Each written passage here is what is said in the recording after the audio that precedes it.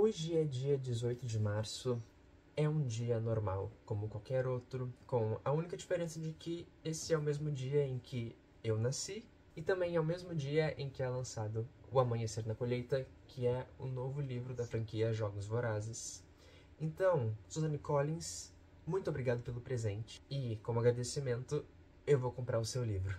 Eu queria realmente comprar esse livro fisicamente. Eu estava muito animado com esse lançamento. Então, hoje de tarde, eu fui na livraria pensando que eu ia reviver aqueles sentimentos maravilhosos de ir no primeiro dia e conseguir ter em mãos e comprar e ler no mesmo dia, mas o livro não estava lá.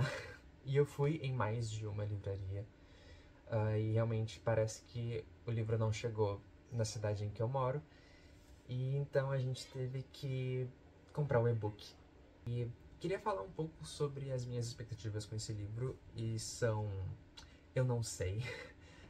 Quer dizer, eu não sei muito o que esperar. Eu sei que é a história do Haymitch, eu sei que é uma história que a gente já conhece, mas o que ela vai trazer a mais é... Eu admito que eu estou sim um pouco com medo, mas eu confio muito na autora e eu sei que se ela escreveu isso, ela tem alguma coisa pra dizer e talvez por ela estar escrevendo uma coisa que os fãs pediram por muito e muito tempo, talvez seja uma coisa que dê um tapa na nossa cara.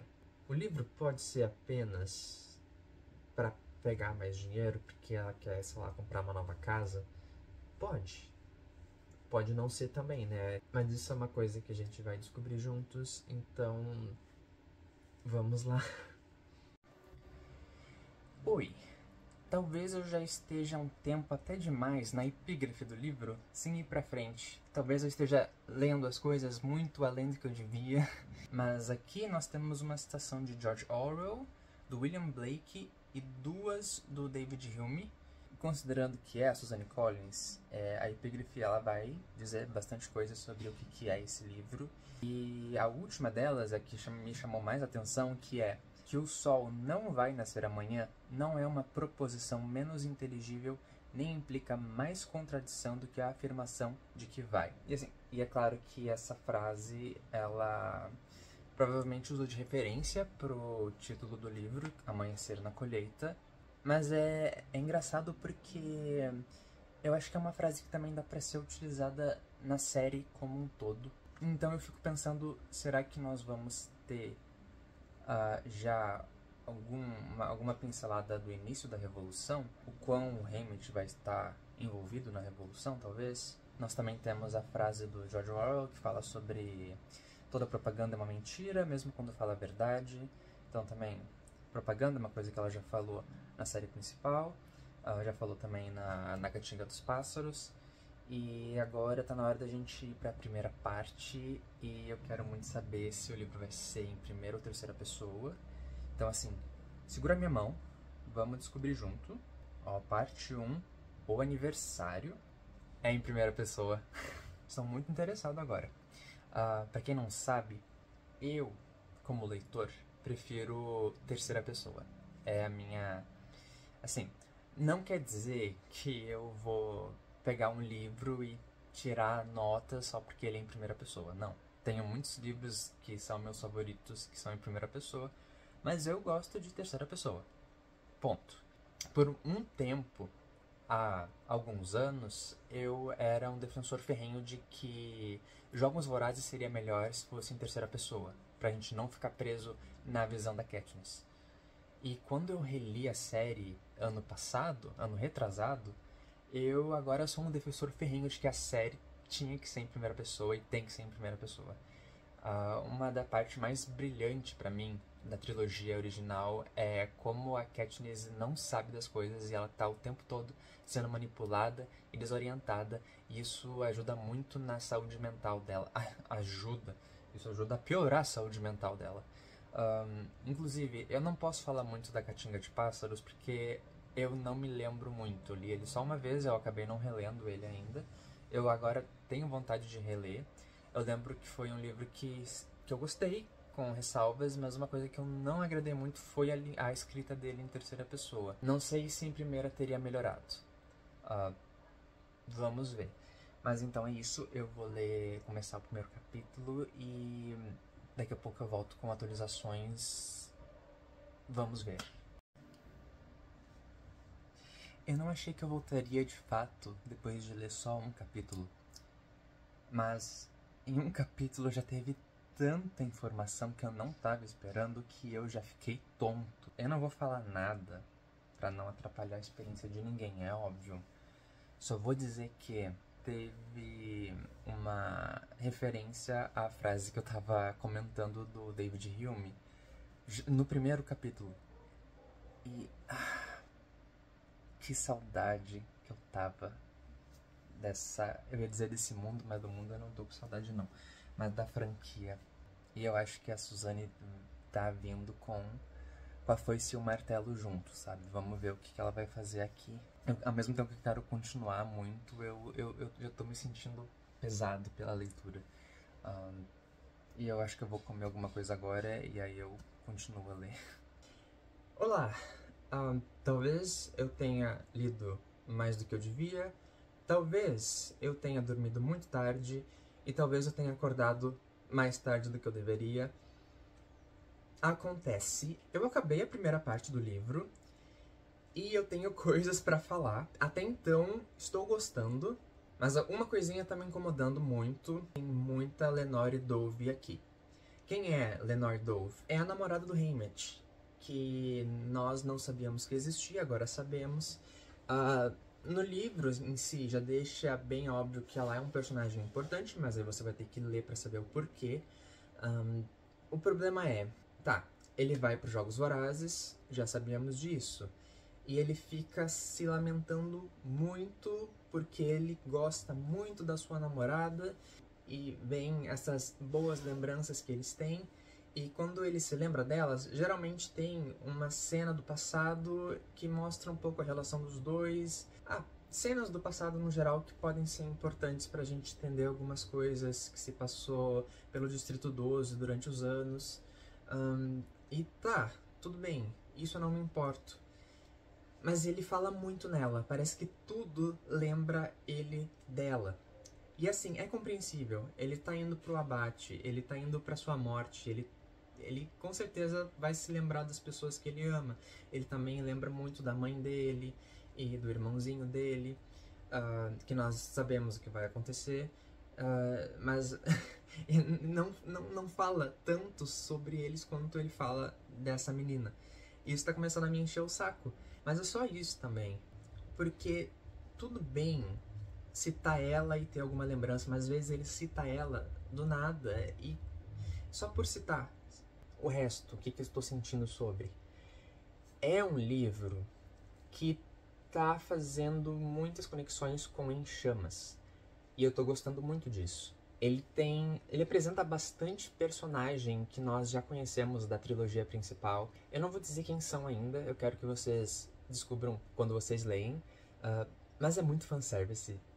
Tem personagens que nós tínhamos interesse na trilogia principal, mas não eram tão explorados ou acabaram morrendo muito cedo.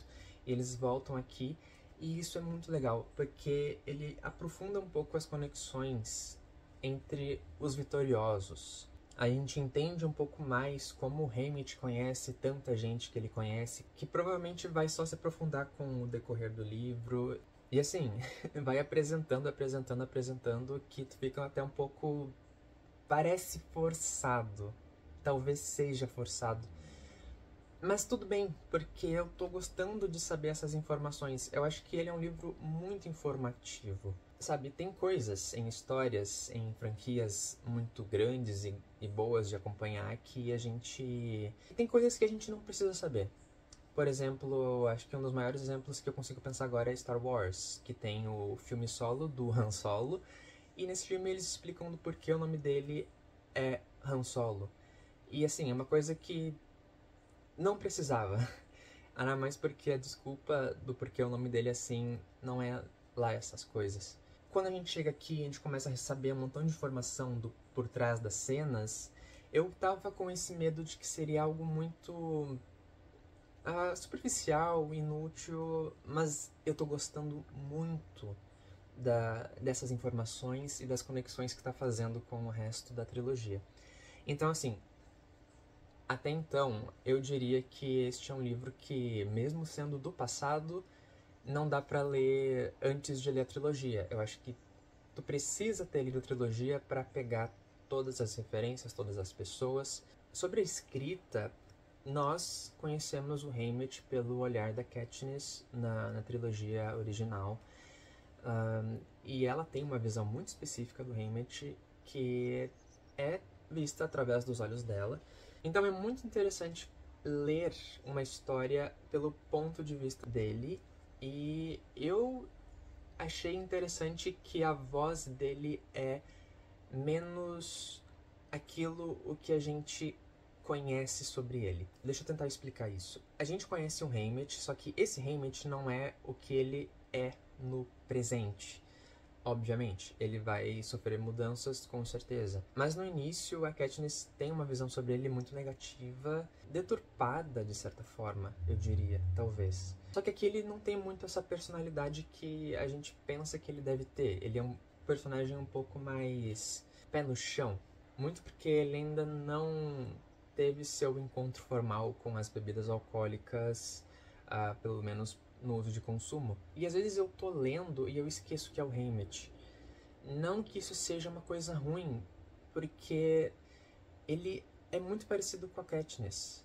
Eu achei isso muito interessante, porque se fosse um período apropriado, se a história tivesse sido feita de forma diferente, Haymitch poderia ter sido uma Katniss, poderia ter sido um símbolo.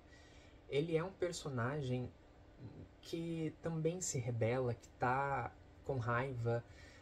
Diferente da Katniss, eu sinto que ele quer fazer alguma coisa. Ele não quer só sobreviver. Mas eu tô achando os dois personagens muito parecidos e eu agora tô sentindo que é por isso que a Katniss de início não gosta muito do Haymitch. Porque eles são muito parecidos. Ele também deixa suas marcas que pode ser o início dessa faísca que vai começar a rebelião. E depois, quando a gente vê no futuro como ele ajudou a Katniss e o Peeta, a gente começa a pensar e entender muitas coisas bem legais. Outra coisa que eu queria falar é sobre as pessoas da capital. Elas estão muito escrachadas. Quer dizer, elas são escrachadas desde sempre, mas eu sinto que a Suzanne Collins está tentando puxar um pouco a mão aqui pra meio que esfregar na nossa cara. Porque, assim, nós somos a capital. Nós somos essas pessoas que estão torcendo e assistindo os Jogos Vorazes sem pensar muito, tratando isso como uma forma de escapismo. Nós sabemos isso, mas se antes isso era meio que indiretamente falado, eu sinto que aqui ela tá esfregando isso na nossa cara. E é muito engraçado. Dá pra fazer muitos paralelos com a realidade que a gente tá vivendo hoje em dia, infelizmente. E diferente da cantiga dos pássaros e das serpentes, onde a gente tava vivendo um pós-guerra, a gente tava passando por um momento um pouco mais sombrio, onde as pessoas não tinham todo esse fervor e toda essa futilidade. Aqui vai para outro lado. Eu sinto que na trilogia original as coisas estão um pouco mais assentadas. É como se todo mundo já tivesse meio que acostumado com aquele sistema, que eles sabem que não vai mudar nada. Tá todo mundo muito amortecido, tá tudo muito aceitando as coisas como elas são. Mas aqui parece que há uma conversa mais entre os distritos mais desfavorecidos e se questionando por que as coisas são como elas são, ao mesmo tempo que as pessoas da capital parecem mais sedentas por sangue e não querem muito pensar que eles estão de fato matando crianças. Não sei se eu consegui deixar isso claro, pelo menos. Pelo olhar da Katniss, tudo tava meio morno, tava uma certa aceitação dessa barbárie, enquanto aqui parece que tem ainda aquele ressentimento e aquela pequena fagulha de lutar que eu sinto que talvez mostre ainda no decorrer do livro como essa faísca foi meio que se apagando para que o presidente Snow continuasse no poder E falando em Presidente Snow, doentio. Doentio. E agora, algumas previsões que eu tenho pra parte 2 em diante é que eu sinto que vai seguir uma estrutura que nem da cantiga, que vai ser os jogos na parte 2. E aí a parte 3 a gente vai voltar pro Distrito 12 e vai acontecer algumas coisas. Eu acho que isso vai acontecer e é uma coisa que eu espero que aconteça, porque como a gente já conhece os jogos do Haymitch, eu acho que não precisa ser algo que tenha um grande foco. Eu vou gostar muito se a Suzanne focar mais no pós-jogos. Eu acho que seria muito mais interessante. Mas é isso por enquanto. Eu vou continuar a ler, agora começando a parte 2. E daqui a pouco eu volto aqui pra gente conversar mais.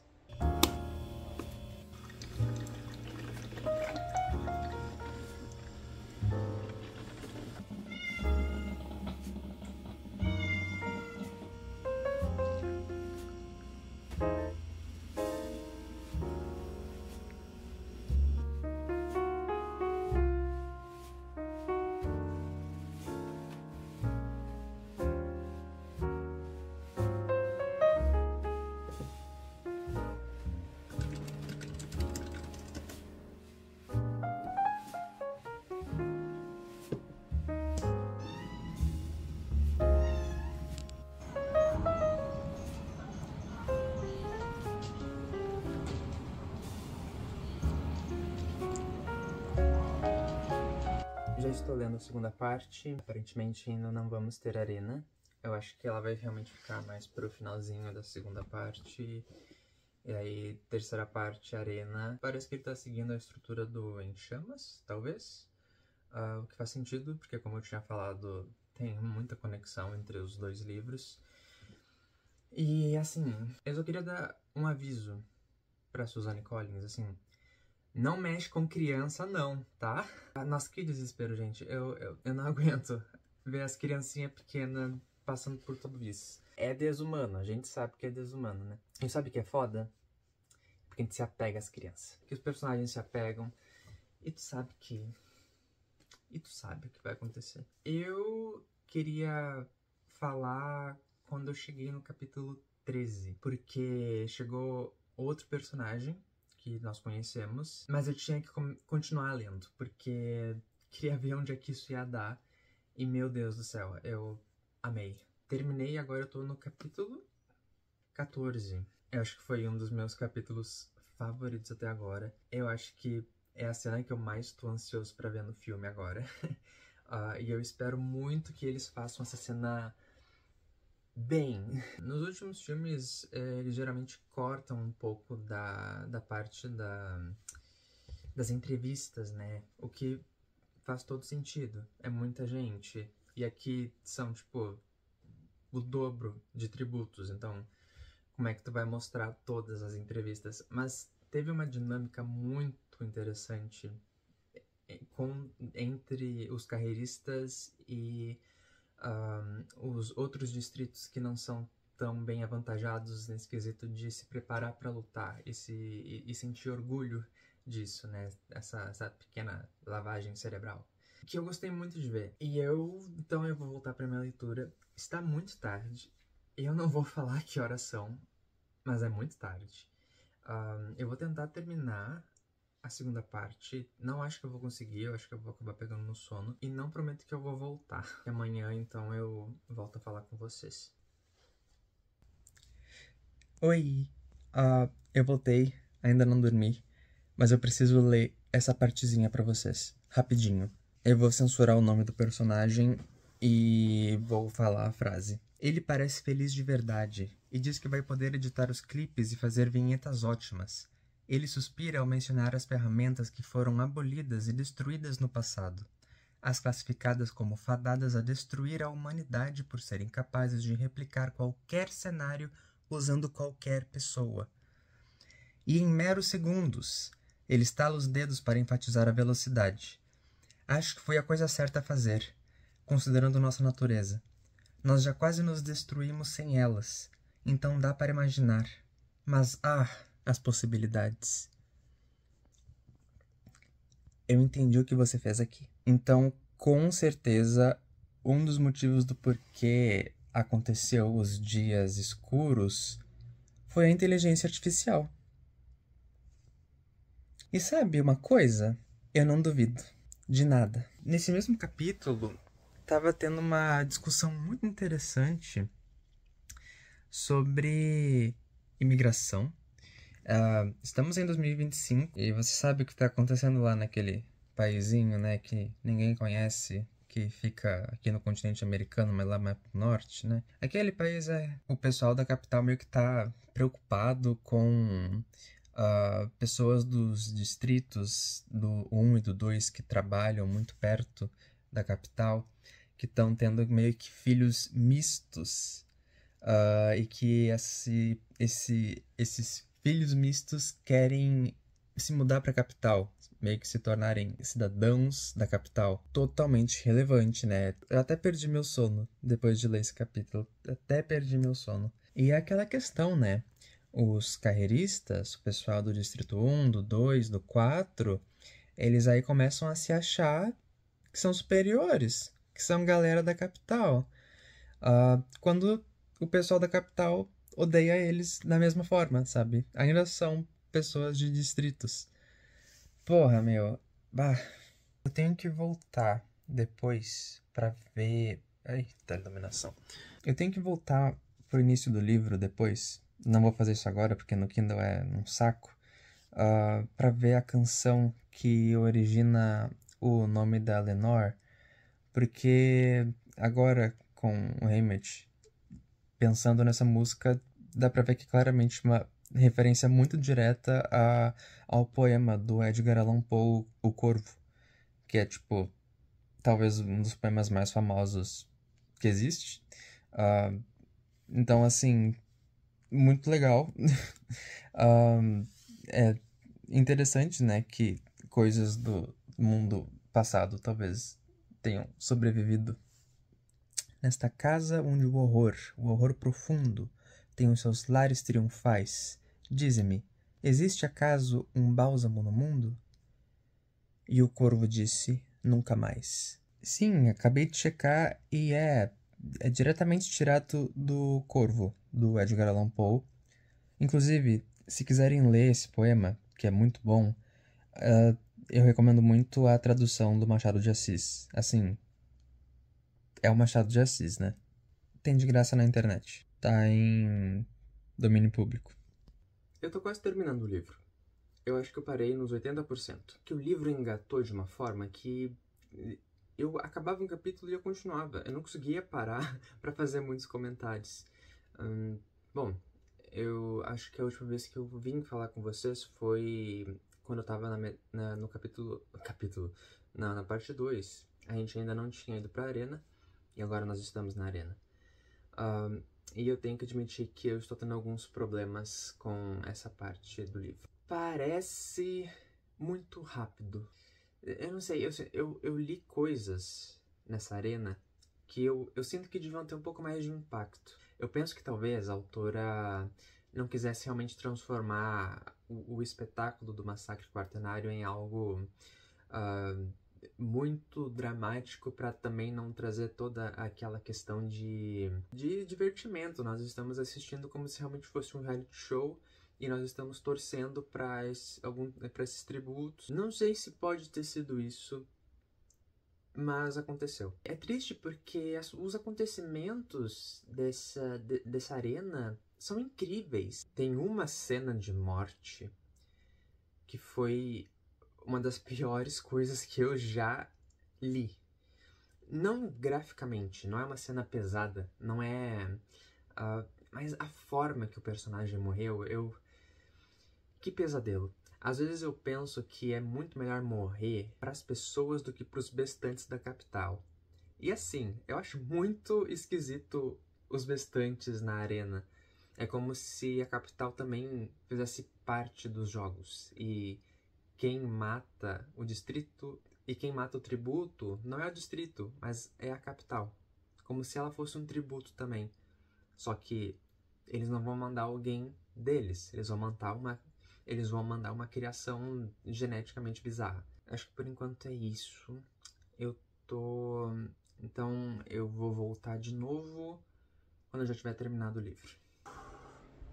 Eu tava com muito medo de não gostar. Eu sinto que nesse livro a Suzanne Collins não queria reinventar a roda ou trazer assuntos novos. É um livro que pega o tema de propaganda da trilogia, continua falando sobre a mesma coisa e talvez aprofunda um pouco mais na parte de narrativa, que, ao meu ver, na trilogia original é só uma pequena parte do todo sobre a Revolução. E mesmo assim eu sinto que a propaganda veio como de uma forma um pouco diferente da forma como o nosso mundo está nesse momento, porque o primeiro Jogos Vorazes ele saiu em 2008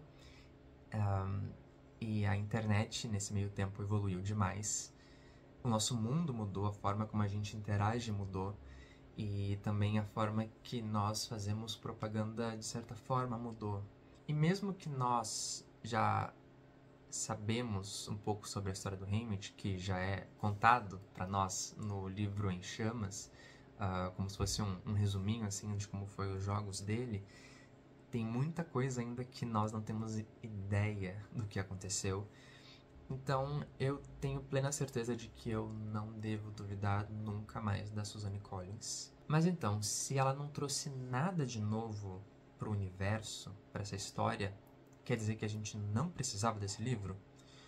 Não. Eu sinto que mais do que nunca a propaganda é algo que a gente tem que discutir nessa era da desinformação. Com as redes sociais sendo controladas por bilionários e que estão interferindo nas democracias ao redor do mundo, e que narrativas estão sendo criadas para que a gente fique do lado da classe dominante. E também nesse livro vai ser explorado um pouquinho do porquê os distritos que são numerosos, que têm mais pessoas que a capital, não se rebelam. Então por que a capital continua no comando? Por que quando se existe momentos onde os tributos podem revidar, podem lutar, eles escolhem não? Será que é porque nós queremos viver? Mas aí, vale a pena viver num mundo onde a gente não consegue ter uma segurança? Assim, não que eu queira colocar todo esse peso num livro jovem adulto. tá literalmente na nossa cara. A autora não tá fazendo questão de deixar isso como algo aprofundado que a gente tem aqui, ler nas entrelinhas. Isso tudo tá ali desde de Jogos Vorazes. E eu fico muito feliz que uma história como essa exista para pessoas mais jovens que estão entrando e conhecendo um pouco mais de política. E Jogos Vorazes foi muito importante para o meu crescimento durante a adolescência. Eu acho que ele consegue misturar muito bem essa leitura de entretenimento com uma mensagem muito importante. Então, nesse livro nós vamos acompanhar a história do Haymitch, que é o dia do seu aniversário, de 16 anos, e que também é o dia da colheita, que é 4 de julho. Ele tem uma namorada chamada Lenore Dove, e ele vive com a sua mãe e seu irmãozinho no Distrito 12. Esse ano vai ser a segunda edição do Massacre Quaternário, que vai ter o dobro de tributos, e acaba que ele vai pro jogo, mas não da forma que a gente espera. Esse livro ele vai seguir a estrutura do primeiro livro. É uma história que nós já conhecemos, só que com outro personagem, e isso dá pra ele um tom muito nostálgico. Mas como é um Massacre Quaternário, ele me lembra muito Em Chamas, e ele inclusive faz muitas conexões com Em Chamas. Mas eu sinto que aqui nesse livro tá tudo amplificado. É a colheita, é o desfile, é as entrevistas, é a arena, é as emoções, é os conflitos e é a nostalgia. Meio que tá tudo no 220. É um livro que te dá um tapa na cara. E sim, nós vamos ter referências aos montes. Vamos rever personagens, o que pode passar um pouquinho essa sensação de fanservice, mas sinceramente eu tô nem aí. Mas eu sinto que algum desses fanservices eles fazem muito sentido, porque Haymitch ele é um personagem que tem conexões com pessoas como Em Chamas, e aqui nós vamos ver o início desse grupinho que ele vai fazer com outros vitoriosos. E olha que eu me apeguei muito aos personagens novos, eu me apeguei com a Maisie Lee, com Wyatt, com a Loella, de uma forma que eu esqueci que eles teriam que lutar na arena. Ainda mais porque uma grande parte desse livro fala sobre aliados, então eu sinto que grande parte dos tributos estavam aparecendo mais que o normal e tendo conversas além do eu vou matar você. Não tava algo muito separado, o que deu possibilidade de a gente também ter mais contato com outros distritos. Uma coisa que o Snow não quer é que os distritos tenham esse contato. E pela primeira vez eles conseguem ver que os tributos mais desfavorecidos, que não são os carreiristas, estão com a vantagem por conta do número deles. Então isso mudou um pouco como o jogo funciona, e eu amei essa parte. Mas aí quando a gente vai pra arena, sim, é triste, é impactante, mas eu sinto que faltou algo. E olha que aqui tem as mortes mais brutais que eu acho que a Suzanne já escreveu durante a série. Uma em específico tá na minha cabeça até agora, e eu nunca mais vou ver roedores da mesma forma. E também Haymitch, nesse livro, ele está apaixonado. Mas eu sinceramente não comprei. O relacionamento dele me parece forçado, sem química. E mesmo que isso não seja o foco da história, eu caguei. Eu não entendi por que o amor deles era tão especial. Além de fazer algumas conexões e ter uma motivação a mais pra ele querer sobreviver aos jogos. Mas é isso, né? Nós não vemos muito deles juntos. A gente só tem acesso a ela através do Haymitch quando ele já tá indo pra capital. E ele fica tendo algumas memórias sobre o que eles passaram juntos e como ela é. Só que ele tem a mania de chamar ela pelo primeiro e pelo segundo nome. E com o tempo isso fica muito chato. Eu amei a conclusão dessa história. É brutal, é triste e consegue fechar algumas pontas que talvez tivessem ficado soltas com a existência dessa história. Então é um livro muito bem amarrado. E pra mim, ele adiciona pontas como a trilogia original e deixa elas bem mais fechadas e que pra mim acabaram sendo bem gratificantes de se ler sobre. Adiciona mais algumas camadas, deixa um pouco mais rico, então pra mim é um livro que com certeza se você é fã da trilogia você tem que ler. É um livro que ele é previsível, nós sabemos o que vai acontecer com personagens que nós nunca mais ouvimos falar no futuro, mas não deixa de ser impactante, não deixa de ser gostoso de estar ali e acompanhar eles. Então eu acho que só por isso já vale a pena. Esse livro pra mim é uma ponta perfeita entre o Cantiga de Pássaros e as Serpentes e o primeiro Jogos Vorazes. E ele consegue criar um simbolismo entre as obras que é muito interessante e que dá vontade de ler tudo de novo. Então, o que me faz acreditar que sim, a autora tem algo pra contar, mesmo que já foi algo que ela já disse antes. Então meio que é um lembrete pra gente de manter as esperanças. A gente tá num momento bem complicado da nossa sociedade.